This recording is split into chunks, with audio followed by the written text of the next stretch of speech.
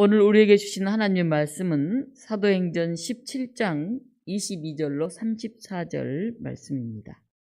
사도행전 17장 22절로 34절 말씀, 우리 교독으로 함께 한번 읽어볼까요? 네. 신약성경 218쪽에 있습니다. 제가 22절 읽습니다.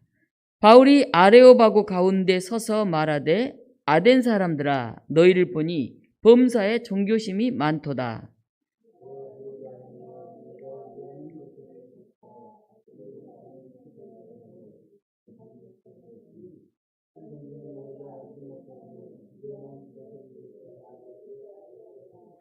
우주와 그 가운데 있는 만물을 지으신 하나님께서는 천지의 주제시니 손으로 지은 전에 계시지 아니하시고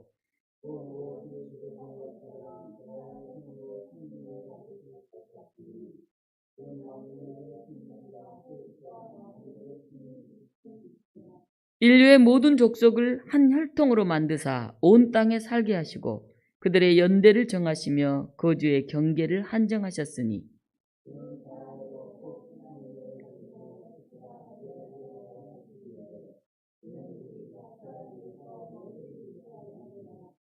우리가 그를 힘입어 살며 기동하며 존재하느니라. 너희 시인 중 어떤 사람들의 말과 같이 우리가 그의 소생이라 하니,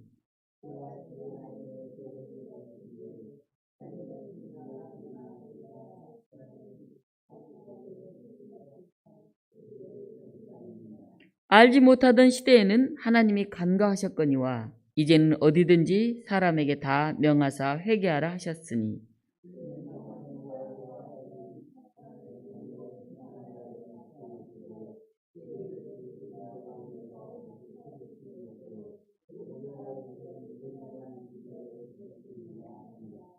그들이 죽은 자의 부활을 듣고 어떤 사람은 조롱도 하고 어떤 사람은 이 일에 대하여 너의 말을 다시 듣겠다 하니, 함께 읽습니다. 몇 사람이 그를 가까이하여 믿으니 그 중에는 아레오바고 관리 디오누시오와 다말이라 하는 여자와 또 다른 사람들도 있었더라. 아멘. 오늘 이 본문을 가지고 더듬고 찾아 발견하는 분, 이런 제목으로 말씀을 증언하겠습니다. 오늘 이 본문은 사도 바울이 아테네 아레오바고에서 행한 그런 설교입니다. 우리는 설교라고 하지만 그걸 듣는 사람은 연설이라고 이렇게 생각하고 들었겠죠. 아테네는 샤론만에 있는 파라이우스 항구로부터 8km 떨어져 있는 내륙에 있는 산으로 둘러싸여 있는 아주 좁은 평지의 도시입니다. 오늘 바울이 연설했던 아레오바고는 본래는 아레스 신의 언덕, 그런 뜻입니다. 이곳에서 아레스 평의회가 열렸습니다. 이 아테네 하면은 민주주의의 출발지라고 우리가 그렇게 알고 있습니다. 아테네에는 파레테논 신전을 비롯한 건축물들이 세워져 있었고 문학, 철학, 과학, 수사학이 꽃을 피워서 많은 철학자들이 나왔던 그런 도시가 바로 아테네입니다. 우리가 잘 알고 있는 소크라테스, 아리스토텔레스, 플라톤 이런 사람들이 다 여기에서 활동했던 그런 사람들입니다. 이 도시는 아테네 여신을 기념하는 뜻으로 이름이 붙여졌어요. 아테네가 여신 이름이구나, 이렇게 우리가 생각하면 됩니다. 오늘 16절, 17절에 이렇게 쓰여져 있습니다. 많은 신들로 우상이 가득한 아테네시를 보고 바울은 격분했다는 거예요. 그래서 날마다 만나는 사람들과 변론을 했다고 합니다. 바울이 지금 예수 그리스도를 증거하러 갔는데 가서 보니까 너무너무 많은 신들이 있고 우상으로 가득 차 있는 그 모습을 보고 바울이 너무 속이 답답했던 것 같습니다. 이게 아니라고 이렇게 만나는 사람마다 바울이 얘기하고 싶었을 거예요. 자기가 믿은, 자기가 정말 뜨겁게 만난 그 예수 그리스도를 바울은 전하고 싶었던 것이죠. 하나님께 돌려야 할 영광을 인간이 만든 우상들이 대신하고 있고 또 사람들이 너무 지나친 논쟁에 빠져 있는 것을 보고 그들을 매우 안타깝게 여겼습니다. 그래서 그 지역에 있는 유대인 회당에 가서도 바울이 계속 얘기를 했고 그 도시의 철학자들과도 계속 얘기를 하면서 바울이 복음을 전했습니다. 그런데 일방적으로 외친 게 아니에요. 바울은 그들의 문학, 그들의 철학 사상, 그것을 이해하면서 그것과 어떻게 이 복음이 다른지, 예수 그리스도를 믿는다는 게 뭔지 그 차별성을 부각시키는 그런 설교, 그런 변론을 했습니다. 청년들과 성경 공부를 하고 있는데 창조론과 진화론에 대해서 궁금해하는 그런 청년이 있었습니다. 저는 그런 질문과 자세가 참 좋다고 봅니다. 궁금하면 묻고 씨름하면서 신앙을 틀을 만들어내고 이해해가는 그런 자세가 저는 필요하다고 봅니다. 그래서 궁금하면 질문하고 또 거기에 대해서 알아가려고 하는 그런 과정이 있을 때 신앙이 더 성숙되고 확신이 있는 그런 신앙인으로 서게 됩니다. 제가 다윈의 정의 기원에 관한 그런 쉽게 쓴 책과 또 창조와 진화가 별개의 것이 아니라 창조 신앙으로 진화도 품을 수 있다. 그런 이 저자의 책을 소개했습니다. 그리고 저도 예전에 이제 읽고 정리한 내용인데 최근에 또 어떤 내용들이 나와 있나 이렇게 보면서 이 창조 신앙 진화론에 대한 책 2권을 다시 사서 다시 한번 보고 있습니다. 그냥 무조건 믿으면 되는 게 아닙니다. 이렇게 눌러놓을 뿐이지 궁금증이 다시 살아납니다. 그래서 난 정리가 안 됐는데 그게 뭐지? 이런 생각이 자꾸 들어요. 그러다 보면 어떻게 될까요? 이 젊은 사람들은 그게 잘 정리가 되지 않으면 믿어지지가 않고 받아들여지지가 않습니다. 예전 시대하고는 다르죠. 그래서 토론도 하고 연구도 하면서 자기의 생각을 정리해 가야 됩니다. 내가 믿는 신앙, 내가 생각하는 창조, 그리고 과학적으로 배우는 진화, 어떤 관계 속에서 어떻게 되어가고 있는지 그걸 이해할 수 있는 그런 과정들이 필요합니다. 바울이 그리스 사람들에게 복음을 전하는 방식이 참 지혜롭다 하는 생각이 듭니다. 오늘 22절에 보면 바울이 이렇게 말합니다. 범사에 종교심이 많도다. 그렇게 말해요. 범사에 종교심이 많다. 지금 그리스가 어떻습니까? 너무 많은 신들이 있잖아요. 어찌 보면 잡신들이, 너무너무 신들이 많아요. 수많은 신들이 있습니다. 또 종교에 굉장한 애착심을 가지고 있는 종교적인 심성이 있는데 반대로 얘기하면 너무 미신적이고 너무 우상적인 거죠. 23절에 이렇게 말하죠. 내가 두루 다니며 너희가 위하는 것들, 예배하는 것들, 조각상, 신상 이런 걸 말하죠. 그걸 보다가 알지 못하는 신에게라고 새긴 단도 보았으니 알지 못하는 신에게까지 예배를 드려야 됩니까? 모르는 거죠. 바울이 볼 때는 이 아테네 사람들이 종교성이 굉장히 미신적이고 과도한 면이 있다 이렇게 생각했던 것 같아요. 그런데 뭐라고 말합니까? 범사에 종교심이 많도다 이렇게 얘기를 시작을 합니다. 그런데 최근 들어서 학자들이 아테네에 가서 쭉 조사해 보니까 알지 못하는 신들에게 이렇게 문자 그대로 새겨진 그런 제단은 발견하지 못했다 그래요. 단지 이런 제단이 있었다고 합니다. 아시아 유럽의 신들에게, 알려지지 않은 아프리카의 신들과 외국의 신들에게 이렇게 봉헌된 그런 제단이 있었다고 합니다. 그러니까 알려지지 않는 외국의 신들에게까지 봉헌을 하니 바울이 볼 때는 알지 못하는 신들에게 그렇게 봉헌을 한다 생각했던 것 같습니다. 바울은 이런 아테네에서 연설을 하면서 먼저 칭찬부터 시작합니다. 범사에 종교심이 많도다.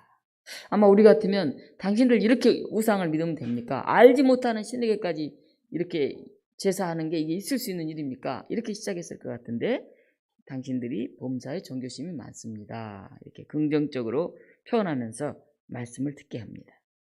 그리고 23절 후반부에 가서는 그런즉 너희가 알지 못하고 위하는 그것을 내가 너희에게 알게 하리라 이렇게 말해요. 너희가 지금 알지 못하고 섬기고 있는데 그게 뭔지 내가 너희에게 알려주겠다 이렇게 말을 하는 거예요. 귀가 번쩍 뜨이지 않겠습니까? 오늘 바울의 설교의 가장 핵심적인 실제 설교 내용은 24절로 31절이 바울의 설교 내용이에요. 바울은 아레오바고 설교를 하면서 구약 성경의 가르침에 대해서 얘기를 하고 그리고 그리스 사상가들의 말을 거기에 몇 마디 섞어가면서 그렇게 얘기를 합니다. 우리 24절부터 28절 같이 한번 읽어보겠습니다. 24절부터 28절까지 우주와 그 가운데 있는 만물을 지으신 하나님께서는 천지의 주제시니 손으로 지은 전에 계시지 아니하시고 또 무엇이 부족한 것처럼 사람의 손으로 섬김을 받으시는 것이 아니니 이는 만민에게 생명과 호흡과 만물을 친히 주시는 이심이라. 인류의 모든 족속을 한 통속으로 만드사 온 땅에 살게 하시고 그들의 연대를 정하시며 거주의 경계를 한정하셨으니 이는 사람으로 혹 하나님을 더듬어 찾아 발견하게 하려 하심이로되 그는 우리 각 사람에게서 멀리 계시지 아니하도다. 우리가 그를 힘입어 살며 기동하며 존재하느니라. 너희 시인 중 어떤 사람들의 말과 같이 우리가 그의 소생이라 하니. 무슨 말입니까? 바울이 아테네 사람들에게 말해요. 하나님 천지를 만드신 분이기 때문에 사람들이 손으로 만든 그런 것 가운데 있지 않다. 그런 우상 같은 것과 다르다. 또 하나님 부족한 게 없는 분인데 사람에게 무엇을 받으려고 하시는 분이 아니다. 만물에게 생명을 주신 분이 바로 하나님이시다. 그래서 사람들이 하나님을 더듬고 찾고 발견해라. 그리고 우리 하나님을 힘입어서 살면서 움직이면서 존재하라. 이렇게 바울이 말합니다. 옛날 사람들은 신에게 제물로 고기를 동물을 잡아 바치고 또 사람까지도 바치는 그런 인신 제사들이 많았죠. 신을 달래가지고 뭐 풍랑이 일거나 폭풍이 오거나 이러면은 신을 달래기 위해서 막 제사를 드리고 자기의 안녕과 평화를 빌었죠. 바울이 얘기하죠. 우리 하나님은 그런 분이 아니다. 뭐 그런 게 필요해서 짐승을 잡아 바쳐라 뭘 해라 이렇게 말하는 분이 아니다 하는 것입니다. 인간들이 하나님을 더듬고 찾고 발견해야 된다. 인간 스스로가.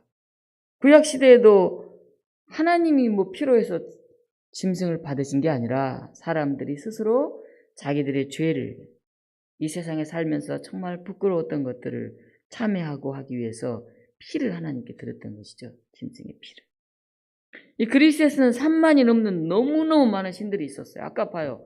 저 알지 못하는 아프리카에 있는 신들에게까지 이렇게 제사를 지내니 얼마나 많은 신들이 있었겠습니까? 여러 신들 가운데 가장 주신, 으뜸이 되는 신이 바로 제우스 신이죠. 제우스 신. 이 아테네에 많은 수많은 신 가운데 가장 으뜸이 되는 그런 신이 아니고 하나님은 우주와 이 가운데 있는 모든 만물을 지으신 창조주 하나님이시다. 그 하나님은 나무 한 그루, 풀 한 포기도 관여하시고 우리의 생사화복을 주관하시는 분이다. 바울은 그렇게 당신들이 믿는 그 3만여 명이 넘는 그런 잡다한 신이 아니라 다른 기독교가 믿고 있는 그런 신이 있다 하는 것을 증거를 하고 있습니다. 아테네 사람들은 자신들이 이 아티카 본토의 흙에서 생겨났기 때문에 다른 사람보다 훨씬 우월하다고 자기들을 자랑했어요. 그런데 바울은 26절에서 인류의 모든 족속을 한 혈통으로 만드사 온 땅에 살게 하셨다. 이렇게 말해요. 너 자랑할 거 없다. 아테네 여기 무슨 흙, 아티카 본토 흙으로 만들었으니까 더 니네가 대단하고 다른 흙으로 만든 사람들은 뭐 더 부족하고 그런 거 없다. 인류의 모든 족속을 한 혈통으로 하나님 만드셨다. 그래서 온 땅에 살도록 하셨다. 바울이 이렇게 말합니다. 바울은 아담으로부터 이어져 내려오는 인류의 하나됨을 강조하고 있어요. 역사적으로 수많은 종족들이 자기의 우월성을 자랑하면서 다른 민족들을 죽이곤 했잖아요. 대표적으로 우리는 독일의 히틀러를 볼 수 있죠. 히틀러는 게르만 우월성을 내세웠어요. 우리 독일 종족들, 게르만족들 우월하다. 그리고 저 유태인들은 문제가 많은 종족이다. 그래서 다 가스실로 죽였잖아요. 사실 세계 대공황 시절에 고리대금으로 부를 축적하던 유대인들의 이 재산을 몰수하고 싶었던 그런 야심이 있었고 또 불황으로 너무 백성들이 힘들어하니까 국민들이 그들의 불만을 유대인들로 돌리기 위해서 이렇게 유대인을 학살했다 하는 얘기가 있습니다. 창세기 9장에 나오는 이야기를 각색해서 이런 얘기가 전해옵니다. 노아가 하루는 실수로 포도주를 많이 마시고 취하여서 벌거벗은 채로 장막에 잠이 들었어요. 근데 그의 아들 중에 이 가나안이라고도 함이라고도 부르죠. 함이 갔다가 아버지의 하체를 보고는 밖으로 나가서 두 형제에게 아버지가 말이야 술에 이렇게 취해가지고 벌거벗고 막 이렇게 잠들었다고 막 이렇게 알렸죠. 그러니까 두 형제 셈과 아벳은 이렇게 옷을 하나 가지고 아버지를 안 보려고 뒷걸음질 쳐서 장막에 들어가가지고 아버지 이렇게 몸을 덮어주고 이렇게 나왔습니다. 노아가 깨어서 이 일을 들었어요. 그래서 이 가나안 함에게는 저주를 받아서 너는 그걸 아버지가 부끄러운 모습을 하고 있으면 그걸 가리고 덮을 생각을 해야지 그걸 나가서 막 외치고 다니면 되겠냐 해서 저주를 받아서는 저들의 종이 될 거다는 형제들의 그렇게 얘기를 했습니다. 그래서 이 함이 바로 흑인들이다 이렇게 말하죠. 함의 후손이 흑인이기 때문에 흑인은 이 백인들이 노예로 부려도 된다 이런 얘기들이 많이 퍼졌어요. 셈족이 황인족의 조상이고 함은 흑인족이고 야벳은 백인족의 조상이기 때문에 이 아버지를 함부로 나쁘게 소문을 낸 그 아들의 조상인 흑인들은 백인과 황인들의 노예로 부려도 된다 이런 생각들이 많이 있었던 거죠. 근데 성경에는 구체적으로 이 사람이 흑인종이다 이렇게 딱 구분되어 있지 않아요. 보통 사람들은 힘이 있는 사람, 강한 사람 입장에서 합리화하면서 해석을 합니다. 역사를. 근데 사실 성경에는 하나님이 온 세상 사람들 한 혈통으로 만드셨고 천하를 공의로 심판하신다. 온 인류를 같이 사랑하신다. 아니 오히려 힘이 없고 연약한 사람들을 더 관심을 가지고 더 돌보신다. 이게 성경에 나와 있는 사실 내용이죠. 하나님이 이스라엘이라는 나라를 택하셔서 하나님이 어떻게 사람들과 섭리하시는지 그걸 기록하게 하신 게 이 구약 성경 아닙니까? 그런데 이스라엘은 지금은 작지만 힘센 나라잖아요. 근데 하나님이 성경을 기록하도록 했던 그런 시절에는 이스라엘은 정말 별 볼 일 없는 나라였죠. 애굽에서 종살이 하고 있던 그런 사람들이었죠. 그런 사람들을 불러내서 광야에서 40년 동안을 훈련하고 하나님을 알게 하고 그 많이 배반하고 결국은 그들이 민족을 이루어서 이제 하나님의 뜻대로 사는 그런 민족이 되지 않습니까? 그런데 또 그들이 신약 시대에도 오면은 굉장히 로마로부터 박해를 당하고 아주 어려움에 처해서 살아가는 민족이 바로 이스라엘입니다. 그러나 그들이 땅 끝까지 이르러 복음을 전하라 예수님이 이렇게 명령을 하셨어요. 근데 그 명령에 그들이 순종하지 않고 우리 유대인들은 선민이다. 우리 유대인들은 특별한 사람들이다. 우리 유대인은 하나님 택한 사람 이렇게 자만하게 살다가 나중에 그들이 가스실로 보내지는 그런 어마어마한 일을 당했죠. 어찌 보면 잘난 척하는 모습이 싫었을 수도 있죠. 무슨 니네 유대인이 대단하냐. 우리 게르만 민족이 훨씬 대단하지. 히틀러는 그렇게 얘기를 했습니다.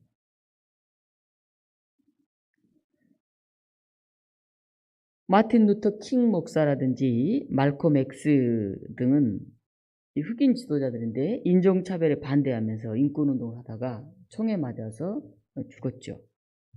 제가 한 20여 년 전에 흑인들에 대한 이야기를 들으면서 굉장히 충격을 받았던 기억이 나는데 검은 것이 아름답다. 흑인들은 그런 구호를 외치면서 천사를 그리는데 천사는 어떻게 그립니까? 우리는 하얗게 그리잖아요. 날개도 하얗고. 천사를 까맣게 그린 거예요. 까맣게. 우리는 악마를 어떤 색으로 그립니까? 까맣게 그리잖아요. 근데 악마를 하얗게 그린 거예요. 흑인들이. 그래서 검은 것이 아름답다. 이렇게 얘기를 하기 시작한 거예요. 저는 그걸 보면서 굉장히 충격을 받았던 기억이 나요. 아무 생각 없이 무조건 천사하면 하얀 날개에다 이렇게 그리고 악마하면 까맣게 그려왔거든요. 저도 아무 생각 없이. 그런데 그게 은연중에 흑인을 좀 무시하고 흑인은 좀 열등한 인간으로 이렇게 생각하는 그런 게 있었던 것 같아요. 어때요? 하얀 악마도 있습니까?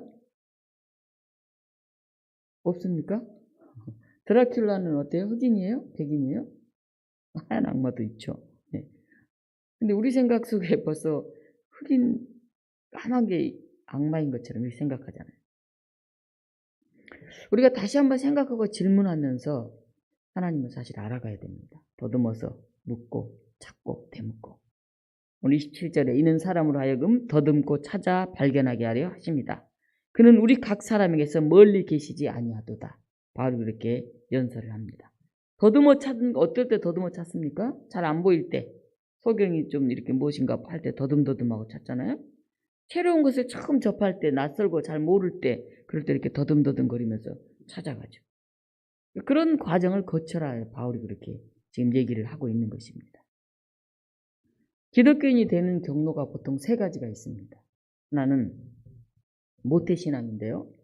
태어나면서부터 그냥 기독교인이에요. 아니면 이제 어려서부터 기독교인이에요. 부모들이 교회 다니니까. 자기도 어느새 교인이 됐어요. 어머니 뱃속에서부터 신앙을 가졌다고 해서 모태 신앙이라고 부르죠. 그래서 문화적으로 기독교가 자기 생활의 일부예요. 그게 편해요. 그냥 교회에서 자랐고 교회에서 주일 예배 드렸고 교회에서 친구들 사귀었고 하나님 늘 돌보시고 그래서 이게 그냥 너무 익숙해요. 익숙해. 문화적으로. 그런데 이들은 뜨뜻미지근해가지고 교회 일을 확신하게 하지 않는다. 그래가지고 우스갯소리로 못해 하지 않는다는 뜻의 못해 신앙 이렇게 부르잖아요.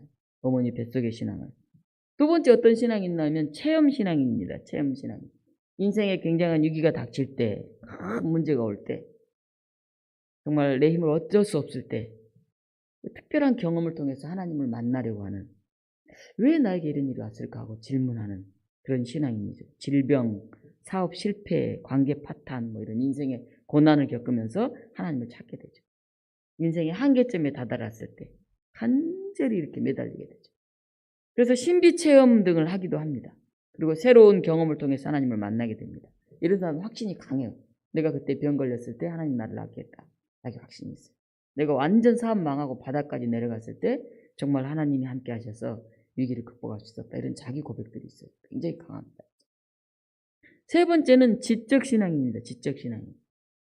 어려서부터 교회 다닌 적도 없고 그렇게 뜨거운 체험도 없는데 이제 생각을 하는 거죠. 그래, 종교성이 있는 거죠. 인간을 왜 사는가? 삶의 의미가 뭘까? 죽음이란 뭘까? 왜 이 성경이 온 세계에 이렇게 퍼져서 이렇게 모두가 읽는 이런 책이 되었을까? 이런 의미를 추구하면서 종교에 관심을 가지다가 기독교인이 되는 사람들이 있습니다.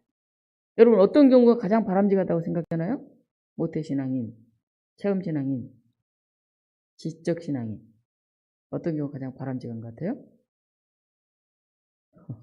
네, 제 질문이 틀렸어요. 정답이 없어요. 왜냐하면 이 셋 중에 어떤 게 더 좋다 이렇게 얘기하기 어렵습니다. 기독교인이 되는 요소는 들어오는 문은 다 달라도 일단 기독교인이 되고 나면 세 가지가 다 있어야 돼요. 어느 하나가 다가 아니에요. 모태신앙은 특별한 체험이 없고 지적으로 별로 이해되지 않는데 그냥 교회 이렇게 다니다 보면 이제 부모님들하고 떨어져서 자취를 한다든지 대학 가서 하게 돼요. 그럼 어떨까요? 교회 다닐까요? 안 다닐까요? 대부분 교회 안 다닙니다. 집에 갈 때만 이제 교회 나가요. 부모님들하고. 그리고 명절 때, 장례식 이럴 때 교회식으로 합니다. 기독교가 특별히 삶의 의미를 주는 건 아니에요. 그러나 이제 그 속에서 태어났고 그렇게 자랐기 때문에 그게 그냥 생활 양식 하나의 문화예요. 문화. 그게 편한 거죠. 배운 게 그러니까 그냥 그렇게 지내는 거죠. 기독교가 삶의 의미를 주고 진리를 깨닫게 하는 그런 자기에게 와닿기 위해서는 우리가 지적인 면의 이해가 필요합니다. 성경을 공부해야 되는 이유죠. 왜 인간은 종교성을 가지고 있는가? 나는 누군가? 하나님은 어떤 분이신가? 죽음 이후는 어떻게 되는가? 이런 것도 우리가 이제 공부해야 되죠.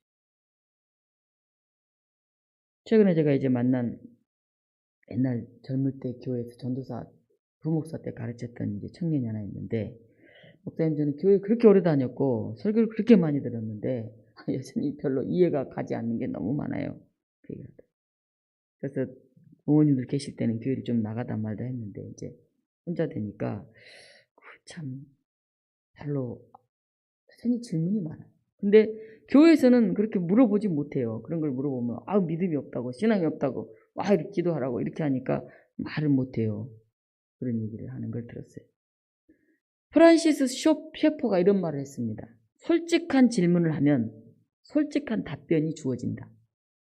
그러니까 정말 자기가 정말 고민하고 정말 실망하는 것을 진지하게 질문을 하게 되면 거기에 대한 답변을 우리가 얻을 수 있다는 거죠. 질문하지 않게. 아니 우리 사회는 아무 말 하지 말고 잠잠하게 가만히 있어. 이렇게 하는 사회인지도 몰라요. 생각하지 마. 이렇게 하는지도 모르겠어요.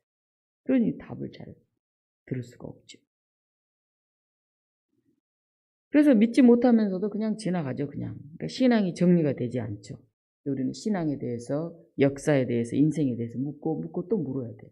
진리를 찾아가야 돼요. 내가 믿고 있는 게 진짠가? 이게 옳은가? 우리는 그것을 늘 되물어야 됩니다. 생각하지 않고 질문하지 않는 사람은 누군가 얘기해 주는 거 그걸 그냥 그렇게 대충 따라가는 거죠.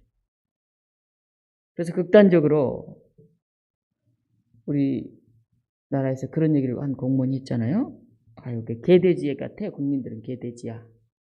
그냥 먹을 것만 좀 주면 적당하게 하면 금방 잊어버리고 조금 이 시간만 지나가면 돼. 이런 얘기했다가 이제 해고된 공무원이 하나 있었잖아요. 교육을 담당하는 사람. 우리가 아무 생각하지 않고 그냥 좀 먹을 거 있으면 그냥 그정 적당히 이렇게 따라가다 보면 정말 한 인간으로서 자기는 누구인지 어디서 왔는지 이걸 묻지 않고 살다 보면 개돼지 같은 그런 삶을 살기 쉽다 하는 것입니다. 무서운 얘기죠. 기독교를 어떤 식으로 알게 되었던지 간에 이 세 가지는 통합이 되어야 됩니다. 지적으로 출발한 사람은 어느 정도 이해가 되면 하나님의 역사하심에 대한 그런 체험이 필요하죠.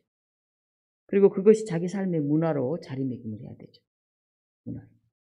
체험으로 접근한 사람은 그 문제가 딱 해결되고 나면 그 뜨거운 체험이 싹 식어버리기 쉬워요. 병이 나으려고 막 기도하고 몸부림쳐서 이제 병이 나았어요. 몇 년 지나고 나면 언제 그랬느냐 뜻이 돌아가기 쉽습니다. 계속 그런 체험을 해야만 살 것 같으니까 막 인위적으로 그렇게 막 체험 만들어가기도 합니다. 그 뜨거운 경험이 이성적으로 이해될 수 있도록 나의 그 체험이 어떤 의미가 있었는가를 그걸 다시 정리를 해야 돼요. 그래야 그게 자기게 됩니다. 그래야 다른 사람하고도 합리적으로 대화를 할 수 있어요. 근데 막 체험만 얘기하면 다른 사람이 들을 때 저 사람 좀 이상한 것 같아. 뭐 좀 말이 안 통해. 그렇게 얘기를 하죠. 체험도 있고 지적으로 이해가 됐다고 하면 이런 게 몸에 배어야 되죠. 몸에. 그걸 생활신앙이라고 그래요. 그래야 어디서나 기독교인답게 살 수가 있어요. 모태의 신앙인답게 생활신앙인처럼 그렇게 살 수가 있죠. 이 세 가지는 서로 연결이 되어 있어요. 생활신앙, 삶의 양식, 그 다음에 지적인 이해, 그리고 하나님에 대한 체험. 이 세 가지가 될 때만이 신앙이 온전하게 설 수가 있습니다. 여러분은 하나님을 알아가고 만나가는 데 있어서 나는 뭐가 부족한가 자신을 한번 보시기 바랍니다. 바울은 계속해서 설교합니다. 28절입니다. 너희 시인 중 어떤 사람들의 말과 같이 그를 힘입어 살며 기동하며 존재하느니라. 바울이 설교하면서 아테네 사람들이 다 알아들을 수 있는 그런 이야기들을 해요. 여기는 크레타 시인 에피메니데스의 시에 나오는 이야기예요. 제우스의 아들 미노스가 그의 부친에게 경의를 포함해서 하는 그런 이야기의 내용입니다. 28절에도 보면 우리가 그의 소생이라 하니, 이것도 갈리기아 시인 아라투스의 시 페노메나에 나오는 말이에요. 우리가 그의 소생이다 하는 말이. 그러니까 시를 지금 응용하면서 얘기를 하고 있는 거예요. 바울은 이 헬라의 학문이나 문학에도 굉장히 능숙하죠. 예수 그리스도만 그냥 전하는 게 아니죠. 그래서 그들의 알아들을 수 있는 그들의 시, 그들의 문학에 나온 얘기로 이제 하나님을 설명하고 있죠. 바울은 유대인으로 지금의 터키에 위치한 길기리아 다소에서 태어났어요. 근데 그 지역이 로마에 편입이 되면서 바울은 나중에 로마 시민권을 가지게 되고 이방 지역과 언어와 문화에도 굉장히 익숙하게 됩니다. 그래서 바울은 특별히 이 그리스 사람들, 로마 사람들에게 복음을 전하는 것을 자기의 사명으로 삼았어요. 이 유대에는 사도들도 있고 복음을 전할 사람이 많으니 나는 소아시아라든지 유럽, 이방 지역에 가서 예수 그리스도를 증거하는 그런 사도가 되겠다 생각하고 이제 그렇게 복음을 전하고 다녔죠. 오늘 30절, 32절 말씀 우리가 한번 같이 읽어볼까요? 30절, 32절. 알지 못하던 시대에는 하나님이 간과하셨거니와 이제는 어디든지 사람에게 다 명하사 회개하라 하셨으니 이는 정하신 사람으로 하여금 천하를 공의로 심판한 날을 작정하시고 이에 그를 죽은 자 가운데서 다시 살리신 것으로 모든 사람에게 믿을 만한 증거를 주셨음이니라 하니라. 하나님이 간과하셨다 그런 말이 나오죠. 알지 못하던 시대에 복음을 듣지 못해서 하나님을 알지 못하던 그런 시대에는 하나님이 간과했다. 옛날에 이제 이런 질문을 하잖아요. 우리나라에 복음이 전해지기 전에 열심히 성실하게 살았는데 예수님을 알지 못하고 죽은 사람은 다 지옥에 갑니까? 뭐 이런 질문들을 하잖아요. 근데 오늘 성경에는 알지 못하던 시대, 아직 복음이 들어오지 않아서 그들이 하나님을 알지 못하던 그 시대에는 하나님 그래서 그냥 간과하셨다. 이걸 보고 그들의 양심에 따라서 뭐 심판하셨다. 뭐 이런 얘기도 하죠. 나중에 다른 기절에는 간과하셨지만 이제는 이제는 복음이 다 전해졌고 예수 그리스도 우리가 다 알 수 있는데 마음을 열지 않고 받아들이지 않는 사람들은 이제 회개하라. 그 사람들은 예수 그리스도로 인해서 그 의에 의해서 심판을 받게 된다. 이런 얘기를 지금 하고 있는 것입니다. 그리스 사람들은 인간 영혼의 존재는 믿었어요. 인간 영혼이 있다. 그러나 이 몸의 부활은 부정했습니다. 이 육체는 굉장히 속되고 악한 것이라고 느꼈어요. 영혼만 거룩하다 이렇게 생각을 했죠. 그래서 그리스도의 십자가나 부활 이것을 헬라인들은 어리석은 것으로 여겼다. 고린도전서에는 그렇게 쓰여져 있습니다. 오늘 32절도 그들이 죽은 자의 부활을 듣고 어떤 사람은 조롱도 하고 참 무슨 죽은 사람이 살아났다 그래. 아이 조롱. 지금도 뭐 그렇죠. 어떤 사람은 이 일에 대하여 너의 말을 다시 듣겠다. 그래? 한번 다시 난 들어봐야 되겠다. 이런 사람도 있었다는 거죠. 34절 우리가 같이 읽습니다. 몇 사람이 그를 가까이 하여 믿으니 그 중에는 아레오바고 관리 디오누시오와 데말이라 하는 여자와 또 다른 사람들도 있었더라. 어때요? 바울이 열심히 복음을 전했는데 받아들인 사람이 있었나요? 없었나요? 있었잖아요. 받아들인 사람. 흔히 이제 어떤 분들은 이 기절을 가지고 말을 하면서 이렇게 막 논리적으로 철학적으로 설교하는 것은 별로 안 좋고 그냥 체험적으로 복음을 탁 전해야 된다 이렇게 이제 말하는 사람도 있어요. 근데 사실은 바울은 그들이 이해할 수 있는 언어를 가지고 부드럽게 얘기했지만은 아주 핵심, 복음의 핵심을 말한 거예요. 근데 그 중에 몇 사람은 그걸 받아들였다는 거예요. 그래서 이게 바울의 선교가 실패한 것이 아니라 아테네의 복음의 교두보를 확보했다. 선교의 씨가 뿌려졌다. 이렇게 봐야 됩니다. 하나님 사역의 성공과 실패는 많은 사람이 몇천 명이 뭐 믿었느냐 이런 게 중요한 게 아니에요. 그 말, 그 사역 자체가 하나님 말씀에 근거하고 있느냐 이게 중요합니다. 사진을 한 장 볼까요? 아레오바고 언덕에 가면 거기에 이런 비문 같은 게 새겨진 저게 뭐냐 하면 바울이 했던 설교예요. 설교. 바울이 했던 설교문이 지금 아레오바고에 이렇게 딱 거기에 붙어 있어요. 무슨 얘기일까요? 바울이 여기에 복음을 씨앗을 뿌려서 소수의 사람들이 믿었지만은 이곳에 예수 그리스도를 다 알게 됐다는 얘기 아니겠어요? 이렇게 새겨서 박아놨어요. 시대와 문화는 살아있는 생물처럼 계속 변합니다. 그래서 우리가 복음을 전하는 방법도 그에 적응하면서 펼쳐갈 수밖에 없어요. 현대인들에게 지하철 안에서 예수 천당, 불신 지옥 이렇게 외치는 방법만으로는 우리가 온전히 그 복음의 진리를 전할 수가 없습니다. 오늘의 언어로 현 시대 사람들이 이해할 수 있는 내용으로 복음을 전해야 하지 않겠습니까? 다종교 사회에서 기독교를 알리는 방법 중 하나는 기존의 철학, 기존의 사상과 이 기독교의 차이점이 뭐가 다른지 이걸 전하는 거죠. 때로는 논리적으로 전해야 되고 때로는 체험적으로 우리가 전해야 되죠. 바울의 설교는 소수지만은 바울을 그 말을 듣고 기독교를 받아들인 예수 그리스도를 믿게 된 사람들이 있었다 하는 것을 우리는 기억해야 합니다. 종교를 가지고 있거나 종교를 가지고 있지 않거나 사람은 다 종교적인 존재예요.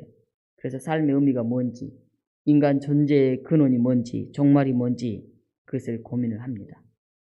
공량에서 종교라고 할 때 이 종자는 무슨 종자입니까? 종교할 때 종자. 마루 종자예요. 마루 종. 마루는 저 끝에 있는 근본적인 가르침, 으뜸이 가는 가르침이라는 뜻입니다. 마루, 종교는. 서양에서는 종교는 라틴어로 럴러게이트라고 하는데 원래 그 언어를 찾아보면 다시 연결하다, 함께 묶다 그런 뜻이 있어요. 연결하다, 묶다. 우리가 제사장 역할을 담당했던 12지파 중에 한 지파는 무슨 지파입니까? 레이 지파잖아요. 레이라는 말이 바로 연합하다 그런 뜻이에요. 연합하다. 그리고 제사장이란 말의 뜻이 라틴어로 폰티펙트인데 다리를 놓는 사람들 그런 뜻입니다. 오늘 말씀을 마무리하려고 합니다. 우리의 신앙은 하나님을 향해 끊임없이 나아가는 거예요. 더듬고 찾아 그분의 뜻을 발견하고 이해하면서 나아가는 겁니다. 그래서 사람과 사람을 연결하고 문화와 문화를 연결하고 역사와 역사를 이어주면서 결국은 하나님과 사람을 연결하는 데까지 이렇게 나아가는 것이 우리의 신앙입니다. 오늘 다시 한번 이 바울이 아테네에서 최선을 다해서 증거했던 그 증언을 다시 한번 되새기면서 우리는 어떻게 예수 그리스도를 사람들에게 연결하는 그런 역할을 할지 고민하는 그런 한 주간이 되었으면 좋겠습니다. 기도하겠습니다. 사랑의 하나님, 우리가 여러 경로로 우리는 이 자리에 있습니다. 모태신앙인도 있고 어떤 체험을 통해서 이 자리에 온 사람도 있고 또 정말 그 본질을 알고 싶어서 궁금해하면서 여기 있는 사람들도 있습니다. 때로는 우리의 외로움이나 우리의 질병이나 그런 문제들 때문에 이곳에 찾아왔던 그런 출발점을 가진 사람들도 있습니다. 하나님, 우리가 어떻게 왔든 간에 하나님을 더 더듬고 찾아 발견하고자 하는 그런 노력이 있게 하여 주시옵소서. 기도하면서 영적으로 하나님을 만날 수 있게 하시고 역사 속에서 하나님의 섭리하심을 발견할 수 있게 하시고 그리고 우리의 가슴에 뜨거움이 체험이 있는 그런 신앙이 되게 하셔서 우리의 모든 삶의 양식이 신앙인다운 그런 모습이 되게 하여 주시옵소서. 과거에 머무르지 않게 하시고 고정관념에 매이지 않게 하시고 끊임없이 새로운 눈으로 새로운 시대에 하나님의 복음을 증거하는 저희들이 되게 하여 주시옵소서. 예수 그리스도 이름으로 기도하옵나이다. 아멘.